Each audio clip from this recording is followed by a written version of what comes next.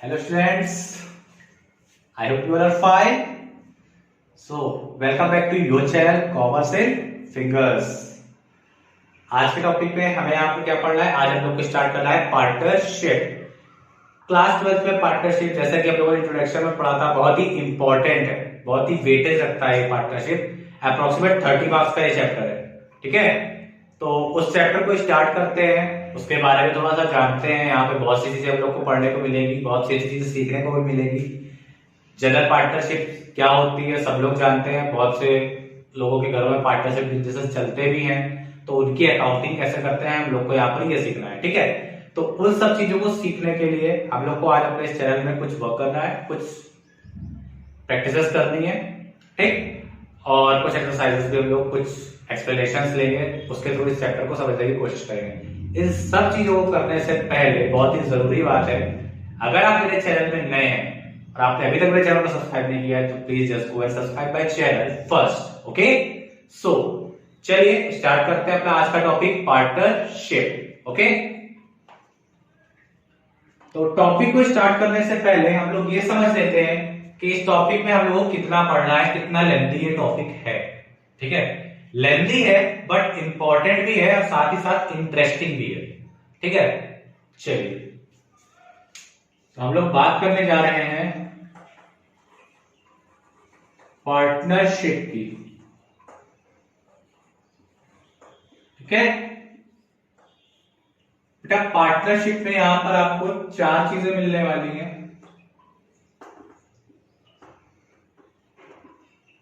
सबसे पहले फंडामेंटल्स आपको सीखने होंगे। फंडामेंटल्स जब आप क्लियर कर लोगे तो आपको कुछ रेशियोज कैलकुलेशन करने होंगे और साथ ही साथ आपको इसमें गुडविल भी सीखनी होगी, ratios calculation and goodwill calculation. इसके बाद आपको यहां पर अकाउंटिंग स्टार्ट होगी। इसमें सबसे पहले आएगा एडमिशन, फिर आएगा retirement and death, and after that final partnership का आएगा डिसोल्यूशन, ठीक है। तो ये पूरे टॉपिक्स आपके कवर होते हैं 30 मार्क्स में, ठीक। ये पूरे टॉपिक्स आपको पढ़ने हैं 30 मार्क्स में। अप्रोक्सीमेट 20 to 25 क्लासेस बनेगी इस पूरे टॉपिक की, ठीक है। ये पूरा पार्टनरशिप आपका अप्रोक्सीमेट 22 to 25 क्लासेस में होगा जाकर complete, with practicals, with problems and their solutions too, okay. तो इस टॉपिक को शुरू करें और सबसे पहले हम बात करते हैं फंडामेंटल्स की। एक चीज और बेटा, इस टॉपिक में जब फंडामेंटल सीख लोगे, रेशियोज सीख लोगे, एडमिशन में होगे, इतनी चीजें, ये 2 चीजें बहुत ज्यादा ध्यान से पढ़ना। फंडामेंटल तो बेसिक है, वो तो ध्यान से पढ़ना ही पढ़ना है।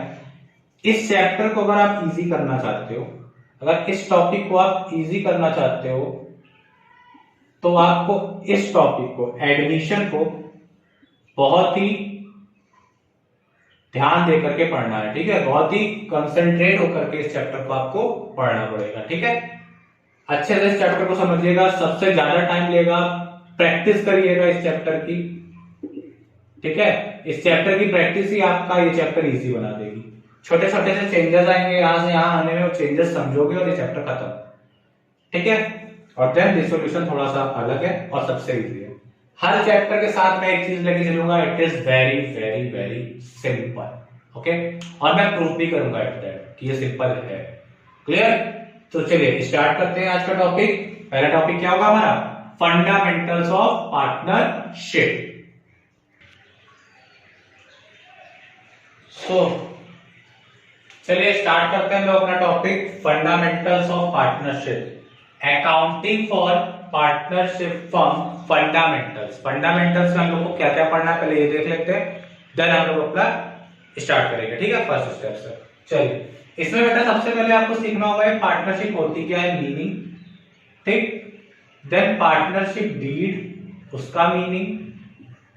Then calculation of interest on drawings and interest on capital. Sir ये तो बहुत आसान होता है, हम लोग पहले भी निकाला बेटा। अभी तक हम लोग बच्चे थे, अब थोड़ा बड़े हो गए तो कुछ अलग सी चीजें मिलेंगी यहाँ पर, ठीक है। इसके बाद profit and loss appropriation account and entries. Real appropriation account बनाना और उसकी एंट्रीज, दोनों चीजें सीखनी है। फिर पास्ट एडजस्टमेंट्स क्या होती हैं, टॉपिक के साथ समझाएंगे। Guarantee of a profit to a partner, ये भी आपको टॉपिक के साथ सीखने मिलेगा। हम यहाँ पर एक पार्टनर को गारंटी करते हैं कि तुम्हें कुछ भी हो जाए, इतने रुपए एक्स रुपीज अमाउंट तो प्रॉफिट मिलेगा। वो एक्स कुछ भी हो सकता है, 10,000, 5,000, 6,000, कुछ भी, ठीक। तो चलिए हम लोग स्टार्ट करते हैं अपना सबसे पहला topic, meaning of partnership. Meaning में आपको मीनिंग एंड कैरेक्टरिस्टिक्स वगैरह सब कुछ आपको यहाँ पर सीखने को मिल जाएगा, ठीक है। चलिए स्टार्ट करते हैं अपना टॉपिक।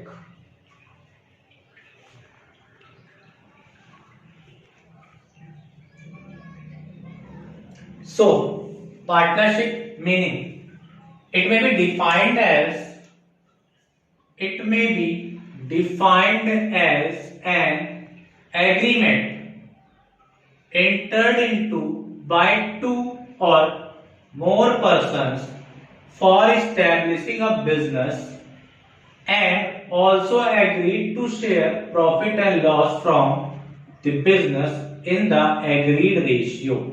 मीन्स ये पार्टनरशिप दो या दो से ज्यादा लोगों के बीच में एक एग्रीमेंट है, किस चीज का, बिजनेस को स्टार्ट करने का, और उस बिजनेस से होने वाले प्रॉफिट या लॉस को वो लोग डिस्ट्रीब्यूट कर लेंगे, ठीक। डिस्ट्रीब्यूट कैसे करेंगे, एग्रीड रेशियो में डिस्ट्रीब्यूट करेंगे, ठीक है। कोई दिक्कत? इसकी सर ये तो नॉर्मल मीनिंग हो गई। इसकी एक डेफिनेशन है, अपने इंडिया में पार्टनरशिप को रेगुलेट करने के लिए एक्ट बना हुआ है जिसे हम बोलते हैं पार्टनरशिप एक्ट 1932। इस एक्ट का सेक्शन 4 पार्टनरशिप को डिफाइन करता है, ठीक है। सर ये 1932 क्या है बेटा, का हमेशा याद रखना, किसी भी एक्ट के बाद जो ईयर लिखा होता है वो इसका मैन्युफैक्चरिंग ईयर होता है। उस ईयर में ये एक्ट लिखा गया होता है और ये एक्ट बना होता है, क्लियर। चलिए तो बात करते हैं section 4 partnership act 1932। According to partnership act 1932 section 4, it is the relation between persons who have agreed to share the profits of a business carried on by all or any one of them acting for all. ये थोड़ा सा ध्यान देने वाली बात है, इसको double underline कर रहा हूं, ओके। थोड़ा सा ध्यान देना इस पॉइंट पे जहां मैं डबल अंडरलाइन कर रहा हूं, ठीक। It is a relation between persons, ये पर्सन्स के बीच में रिलेशन है। पर्सन्स दो भी हो सकते हैं, देखो यहाँ पर पर्सन्स से लिखा है स्टूडेंट्स, पर्सन्स लिखा है यानी प्लूरल की बात कर रहा है, एक से ज्यादा ही, दो होंगे, दो से ज्यादा भी हो सकते हैं, ठीक। Who have agreed to share, ये एग्री कर रहे हैं कुछ शेयर करने के लिए। क्या शेयर करना है, द प्रॉफिट, किस चीज का profit, of business carried on by all, profit of business, business का प्रॉफिट कैरीड ऑन, यानी ये बिजनेस जो है वो कैरी किया जा रहा है बाय ऑल, सब मिलके बिजनेस कर रहे हो या इन सबके बिहाफ पे, or any one acting for all, इन सबके बिहाफ पे कोई एक काम कर रहा हो, ठीक है। सपोज इस डेफिनेशन को समझने की कोशिश करते हैं। Suppose X, Y and Z, ये तीन पार्टनर है, ठीक है। ये तीन पार्टनर्स कोई बिजनेस कर रहे हैं, suppose A B and company या ए बी फर्म्स लिमिटेड, कुछ भी, ए एंड बी कंपनी का ये एक बिजनेस है, पार्टनरशिप है। एक्स वाई जेड ने मिलकर ये कंपनी बनाई है, इसका बिजनेस कर रहे हैं। इस बिजनेस से होने वाला प्रॉफिट और लॉस, सर क्वेश्चन जो आपने डेफिनेशन बताई उसमें तो लॉस नहीं लिखा है बेटा। प्रॉफिट्स मतलब अगर आप प्रॉफिट शेयर कर रहे हो तो इट मींस आपको लॉस भी शेयर करना पड़ेगा, ठीक। एक्स वाई जेड पार्टनर है, ए बी कंपनी बनाई है, बिजनेस कर रहे हैं, उससे होने वाले प्रॉफिट लॉस को ये लोग शेयर कर लेते हैं। ठीक, अब बात आती है इस लाइन की, carried on by all or any one of them acting for all, ये तीनों मिलकर काम कर रहे हैं तो ठीक, सिर्फ एक्स काम कर रहा है, ये दोनों नहीं कर रहे हैं तो भी पार्टनरशिप है, एक्स वाई कर रहे, एक्स और जेड कर रहे हैं, वाई नहीं कर रहा तो भी पार्टनरशिप है। ठीक है, any one acting all of sorry carried by all or any one acting for all, सबके द्वारा या किसी एक के द्वारा जो सबके लिए काम करे, बस ये लोग एग्री होने चाहिए उस एक्टिविटीज में। ठीक है, और फ्यूचर प्रॉफिट को ये लोग शेयर करने वाले हैं, प्रॉफिट या लॉस को, क्या कहलाएगा? पार्टनरशिप। यहां तक कोई डाउट? चलिए आगे बात करते हैं इनकी कैरेक्टरिस्टिक्स की। So class now come to our next topic, that is characteristics of partnership. Characteristics of partnership में बेटा हम कैरेक्टरिस्टिक्स यहां पर लेके चले या फीचर्स ऑफ पार्टनरशिप लेके चले, दोनों यहां पर सेम है। और जैसे कि हम लोग फीचर्स को निकालते हैं डेफिनेशन से, वैसे ही कैरेक्टरिस्टिक्स भी निकल आती है डेफिनेशन से। अगर आपको डेफिनेशन तैयार है तो आप कैरेक्टरिस्टिक्स लिख सकते हो। ओके, तो चलिए कौन कौन सी कैरेक्टरिस्टिक्स होती है, 5 यहां पर लिखी हुई है। सबसे पहले 2 or more persons, then agreement, then existence of business, mutual agency and last is share of profit. ठीक, प्रॉफिट शेयरिंग। ठीक है, 5 आपकी यहां पर लिखी हुई है। तो 2 और मोर पर्संस मींस हम लोग शुरुआत में ही पढ़ा था, यहां पर 2 या 2 से ज्यादा लोग चाहिए। इन partnership 2 or more persons is necessary. Okay, basic condition है, बेसिक कैरेक्टरिस्टिक्स है। After that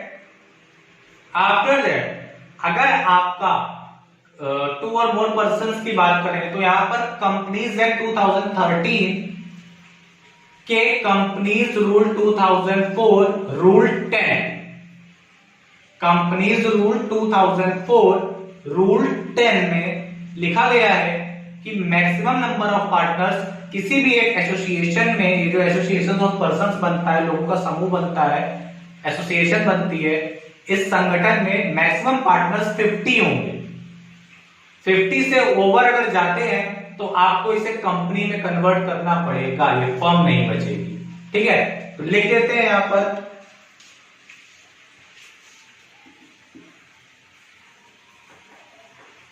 more than 1 but up to 30%, sorry 50%।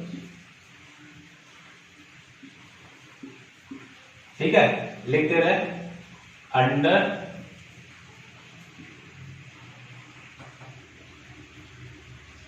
Companies act 2013, companies rule 2004 rule 10। ठीक, क्लियर। नेक्स्ट है आपका agreement. There must be an agreement, must be an agreement between partners. ठीक है, partners के बीच में एक एग्रीमेंट होना चाहिए। Existence of business, it is essential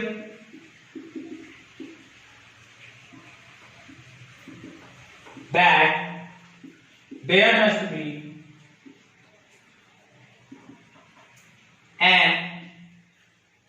there must be a business activity.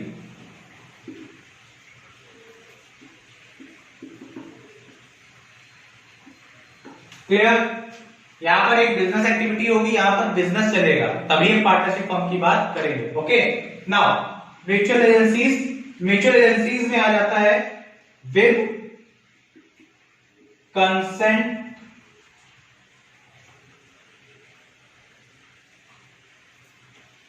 Of all partners,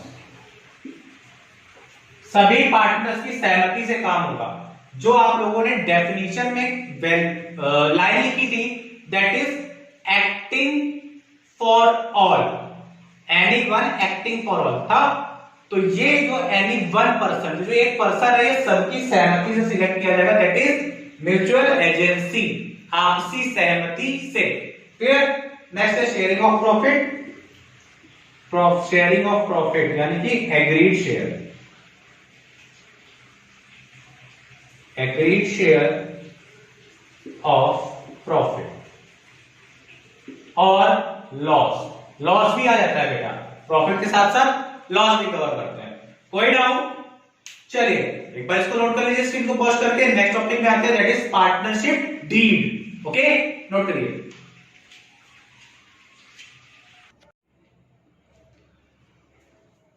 so students, characteristics हो गए। Now come to our topic, that is partnership deed. बेटा क्या होती है ये पार्टनरशिप डीड?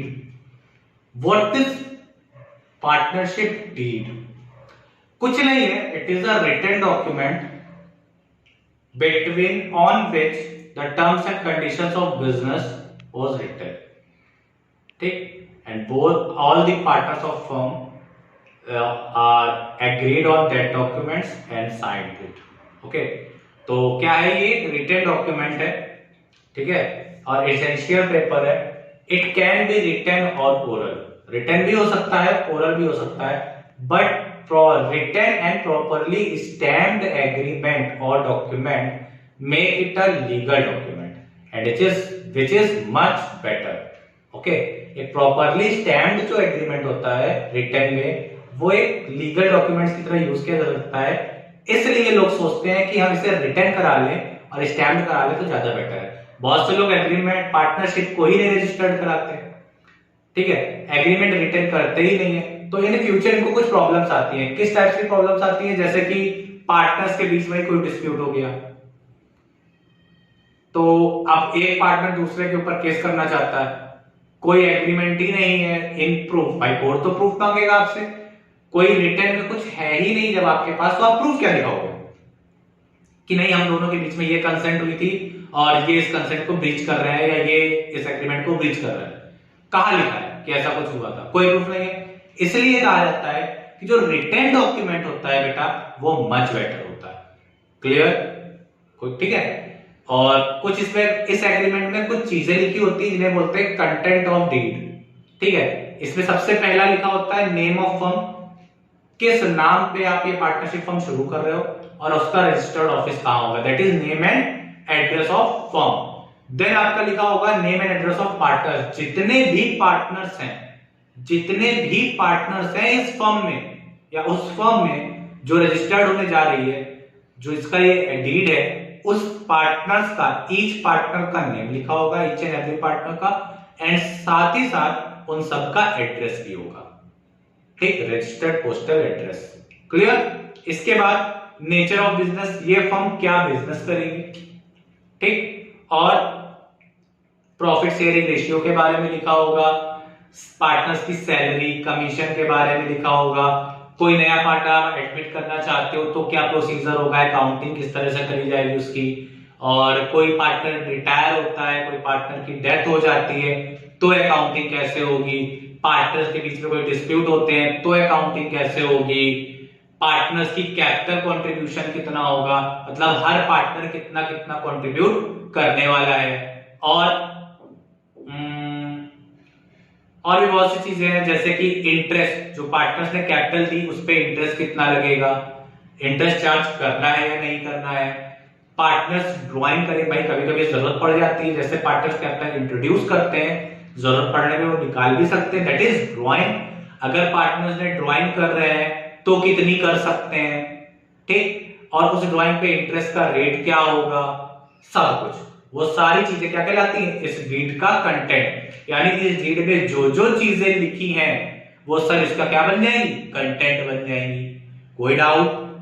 क्लियर? चलिए बात करते हैं इस पार्टनरशिप डीड की। सर एक चीज बताइए। हाँ बेटा पूछिए। सर अगर इसमें डीड में ये पार्टनरशिप डीड हो ही ना तो क्या होगा? बेटा पार्टनरशिप डीड नहीं होगी, कुछ नहीं होगा भाई, पार्टनरशिप ही नहीं होगी। सर क्यों नहीं होगी? बेटा कोई एग्रीमेंट तो चाहिए ना। अगर हम आपके साथ कुछ पार्टनरशिप करना चाहते हैं तो आपस में कुछ तो एग्रीमेंट करेंगे, कुछ तो डिस्कस करेंगे कि किस तरह से हमें ये बिजनेस करना है। है ना, वो ओरल भी हो सकता है और रिटन भी हो सकता है, इसलिए मैंने बोला डीड कैन बी ओरल और रिटन। Okay clear. तो चलिए बात करते हैं पार्टनरशिप डीड की। आइए, it is an agreement between partners on which firm can get registered itself. ये वो रिटन एग्रीमेंट है, वो रिटन डॉक्यूमेंट है जिसके बिहाफ पे फर्म अपने आप को क्या करती है, रजिस्टर्ड कराती है। क्लियर।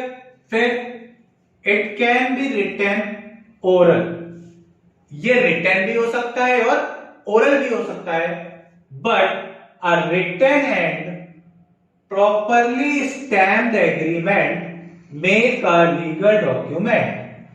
अगर ये एग्रीमेंट, ये डीड, ये एग्रीमेंट प्रॉपरली स्टैम्प्ड है और रिटन है तो ये लीगल डॉक्यूमेंट बन जाता है, and which is better than oral agreement. ये ओरल से बेटर होता है। बेटर क्यों होता है ये मैंने अभी बताया। कोई डिस्प्यूट हो जाए तो आप उसे केस में यूज कर सकते हो, कोर्ट के सामने किसी भी पार्टनर को सू कर सकते हो, और पार्टनर चाहे तो किसी थर्ड पार्टी को सू कर सकती है, और थर्ड पार्टी चाहे तो पार्टनर को भी सू कर सकती है। बेटा सू का मतलब होता है कोर्ट में किसी के अगेंस्ट केस फाइल करना। ठीक, क्लियर। ये वो शू नहीं है टॉमी शू वाला, ठीक है ना। इस शू का मतलब है स्यू, शू नहीं स्यू। ठीक, स्यू मींस किसी को कोर्ट में केस फाइल करना किसी के अगेंस्ट। ठीक है, ये लीगल वर्ड है। क्लियर। चलिए वो कैप्स है legal. Now content of partnership deed. इस पार्टनरशिप डीड में क्या क्या लिखा होगा? सर क्या क्या लिखा होगा? कुछ बातें लिखी होगी। सर कैसी बातें, क्या काम करेंगे? अरे सब कुछ लिखा होगा। हाँ, वो बातें नहीं लिखी होगी जो डेली फोन में हो जाती है, ठीक है, या जो हम लोग आपस में चैटिंग करते हैं, ऐसा कुछ नहीं लिखा होगा। कुछ लीगल डॉक्यूमेंट्स, लीगल फॉर्मेलिटीज के लेकर के लिखा होगा जो अभी हम लोगों ने डिस्कस भी किया था। That is name and address of firm, firm का नाम और फर्म का पता। सर फर्म का पता, अरे यार बेटा रजिस्टर्ड पोस्टर, जहां पे रजिस्टर्ड ऑफिस होगा उसका वो कहलाएगा address. Clear. Name and address of partner, sir her partner का? हाँ बेटा हर पार्टनर का। नेचर ऑफ बिजनेस, बिजनेस का नेचर, किस तरह का आप बिजनेस करना चाहते हो? फ्रूट सेलिंग है, सॉफ्टवेयर पे डीलिंग करना चाहते हो, फ्रूट सेल करना चाहते हो, सॉफ्टवेयर डील करना चाहते हो, और कोई भी बिजनेस। ठीक। प्रॉफिट शेयरिंग रेशियो, इस बिजनेस से होने वाले प्रॉफिट को किस तरह से शेयर करोगे? कैपिटल कंट्रीब्यूशन, हर पार्टनर कितना कंट्रीब्यूट करेगा, इस कंट्रीब्यूशन कैपिटल पे इंटरेस्ट कितना चार्ज किया जाएगा, ड्राइंग कितनी कर सकते हो, इस ड्राइंग पे कितना इंटरेस्ट लगना है। ठीक। सैलरी और कमीशन अगर किसी पार्टनर को देना है तो कितना दिया जाए, कोई पार्टनर अगर जरूरत पड़ने पे फर्म से लोन लेता है तो किस तरह से ले सकता है, उस लोन पे इंटरेस्ट किस रेट से होगा, किस दिन ये फर्म शुरू हुई, date of commencement, method of accounting, इस फर्म की अकाउंटिंग कैसे होगी, procedure of admission and retirement, अगर कोई पार्टनर एडमिट होता है, कोई नया पार्टनर एडमिट होता है या कोई पार्टनर रिटायर होता है तो वो किस तरह से अकाउंटिंग करी जाए उस टाइम पर। ठीक। सेटलमेंट ऑफ एनी डिस्प्यूट, अगर पार्टनर्स के बीच में कोई डिस्प्यूट हो जाता है, झगड़ा हो जाता है तो कैसे सेटल होगा। Other matter essential for business, और वो कोई भी मैटर, वो कोई भी टॉपिक जो बिजनेस के लिए एसेंशियल है वो इस डीड में लिखे होते हैं। वो डीड के क्या कहलाते हैं? कंटेंट कहलाते हैं। कोई डाउट? क्लियर। तो चलिए मैं 2 सेकंड के लिए हट रहा हूं, स्क्रीन को पॉज करके पूरा आप नोट कर लीजिएगा। ओके,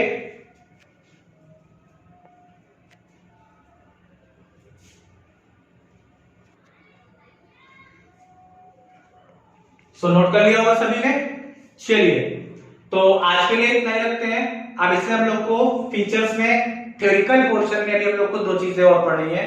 पहला है इंपॉर्टेंस ऑफ डीड, पहला है आपका इंपॉर्टेंस ऑफ डीड, एंड दूसरा है आपका in case of provisions in case of absence of deed. अगर ये डीड ना हो तो क्या प्रोविजंस फॉलो होते हैं।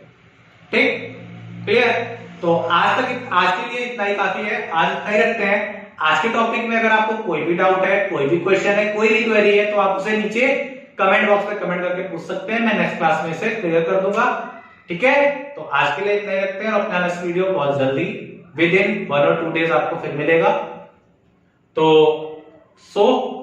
अगर आपको ये वीडियो पसंद आया, आपको इंटरेस्टिंग लगा और आपके लिए किसी भी तरह से प्रॉफिटेबल है, तो प्लीज मेरे चैनल को सब्सक्राइब करिए, लाइक करिए और इस वीडियो को शेयर करिए। Okay, tata bye bye, see you with my next class.